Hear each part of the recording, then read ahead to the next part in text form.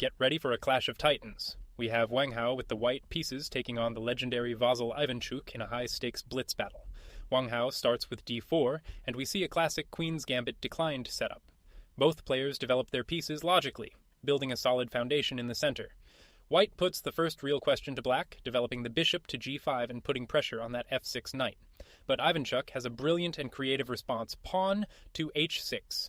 This is a deep, pawn-winning idea. After bishop to h4, black can now chop on c4, break in the center with e4, and follow up with b5, winning a pawn. Wang Hao decides to trade on f6. Black recaptures with the queen, and both sides continue developing their pieces and preparing to get their kings to safety. The players get their kings castled, and now the real fight begins. Ivanchuk expands on the king's side with f5 and g5, staking his claim while white prepares to meet the challenge. And here comes Wang Hao with a fantastic move. Knight to e5, a brilliant sacrifice to seize the initiative. The idea is to disrupt black's coordination. If queen goes to g7, pawn to f3 kicks the bishop, and after bishop to d7, knight to a4 keeps the pressure on. But Ivanchuk accepts the sacrifice, bishop takes the knight on e5, and this is an inaccuracy. It hands a clear advantage to white, who now has a powerful attack brewing, and Wang Hao finds the only move to capitalize. Pawn takes bishop on e5. This excellent recapture cements white's advantage, and now there's a line that wins a piece. Black tries to fight back, jumping the knight into the center at e4 to challenge white's control, but white is relentless. The pawn pushes to f3. Another brilliant move, challenging the knight and forcing a favorable series of trades. The knights are traded off, and white's advantage is undeniable. Wang Hao clamps down with c5 and activates his rook to d4, tightening the screws.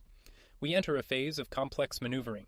The kings find safer squares, and the pieces dance around the board as white patiently probes for a way to break through. The dance continues. White's king marches towards the center, a classic endgame technique, while both sides carefully shuffle their pieces, waiting for the other to make a mistake.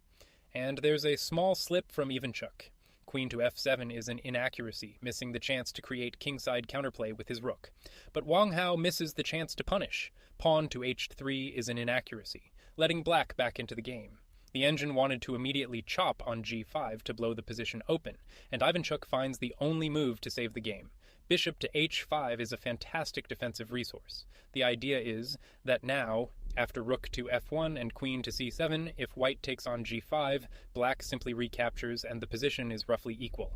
The pawns are indeed exchanged on the king side, clarifying the structure and releasing some of the tension. Another slip from white. Pawn to h4 is inaccurate, letting the advantage slip away entirely. Pushing the g-pawn instead would have maintained control. And just like that, the position is balanced again. We see a tense period of regrouping, with both players jockeying for position, trying to find a new plan of attack. Black's rook swings to d8, and white repositions the bishop to d3. The tension is palpable.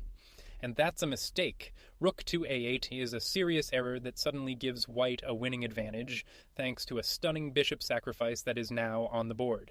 But he misses it. King to c3 is played, and the win is gone.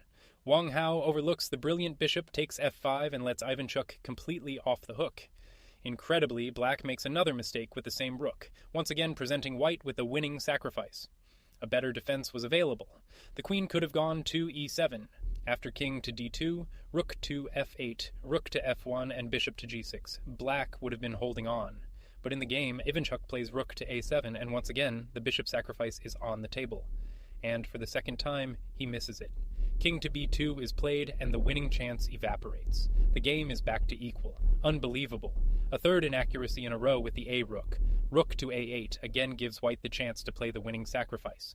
Third time's the charm. Yes, he finds it. Bishop takes the pawn on f5, a brilliant sacrifice that smashes through black's defenses, and Ivanchuk has no choice but to accept. The pawn takes the bishop on f5, and Wang Hao follows up perfectly. Rook takes the pawn on f5 is the only move, and it's a crusher. The attack is now overwhelming. After bishop to g6, queen grabs the pawn on g4. The king moves to h7, and rook to f1 seals the deal, winning decisive material.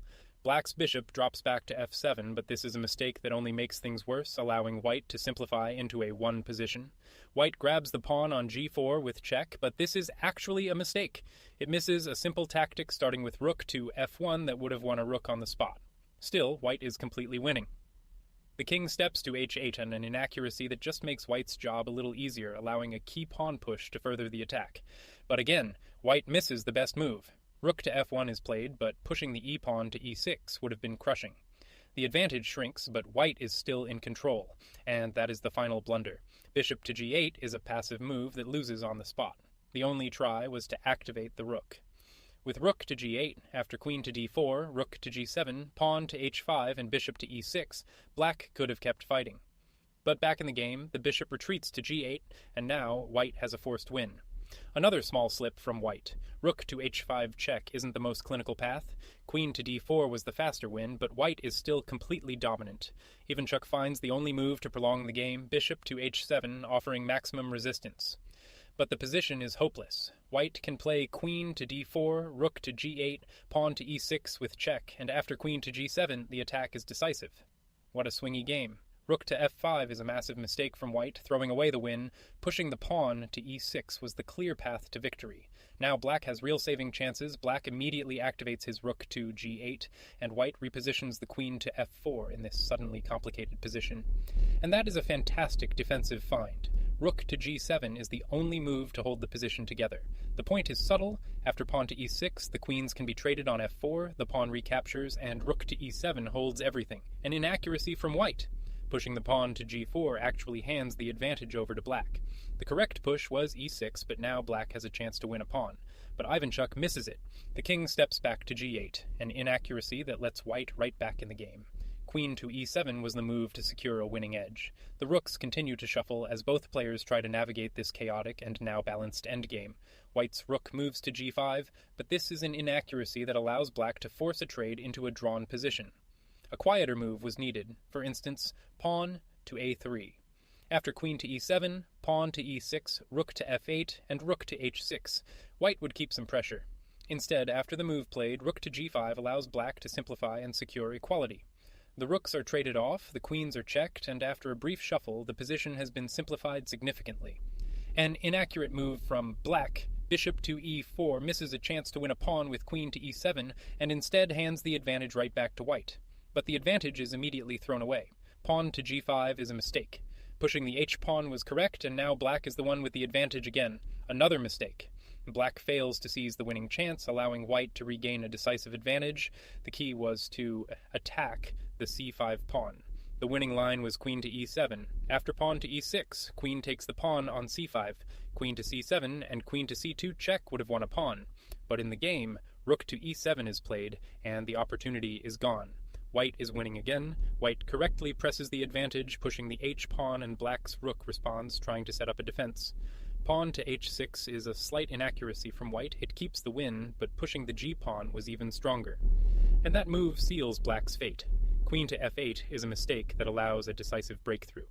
The only chance was to trade rooks. After rook takes rook on f6, pawn recaptures, queen to d7, king to a3, and king to f7, black could still resist. But after the queen move, queen to f8 allows white to force a win. And there it is. Pawn to e6 is a brilliant sacrifice. This is the game-winning breakthrough, creating an unstoppable passed pawn. Ivanchuk finds the only move, capturing the rook on f6 to put up a final fight, though the position is lost. White simply recaptures with the pawn, and now has a monster-passed pawn marching up the board. And that's the final game-ending blunder. Black captures the pawn on c5, completely missing the threat. The only move to survive was to defend the king. After bishop to g6, pawn to e7, queen to e8, king to a3, and pawn to a4, the game would go on. But instead, queen takes the pawn on c5, allowing a forced mate in 3. And Wang Hao finds it. Queen to g5, check. The king is forced to f8, and queen to g7, check. This is the decisive blow. And at this point, Vasyl Ivanchuk resigned the game. Wang Hao wins after a truly chaotic and brilliant struggle. Ivanchuk saw that mate in 3 was unavoidable. And here's the line. The king is forced to e8. The pawn pushes to f7 with check. The king must go to e7. The pawn promotes to a new queen with check, and the king is captured on e6. A stunning finish.